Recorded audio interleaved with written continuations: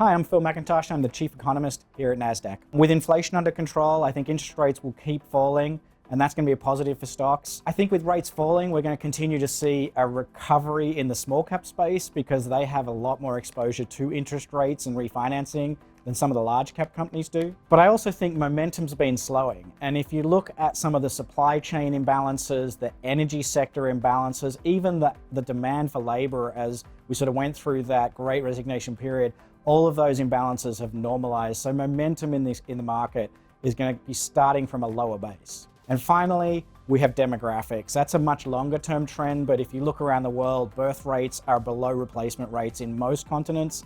A lot of economies are aging, and that's going to make it hard to actually keep the workforce from shrinking. And if the workforce shrinks, it's going to be hard to keep output at the levels that we've got without some kind of gains in productivity. I think markets have always played a really important role in financing companies with their ideas, with innovation, which lets them invest and create economic growth. And we can look at some of the things that have happened in the past, like in COVID.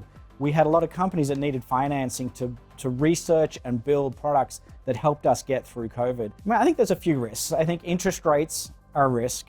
They will obviously slow the economy down if they stay too high for too long. Companies, especially small companies, which we want to see recover, have a lot more exposure to variable rate debt. So if interest rates don't come down, that's going to potentially affect how much investing they do. Eventually, households are going to start to feel more pain from higher interest rates as well, and that will slow spending, which has really been one of the key drivers of the economy. I think demographics are another headwind that we're going to have to deal with, because if populations age, there's going to be smaller workforces, older people with less demand for goods, and so it's going to actually be harder to keep the same level of GDP with less people in the workforce. And then of course there's the unknowns, whether some of the global conflicts become more inflamed or create new supply chain shocks that companies have trouble dealing with.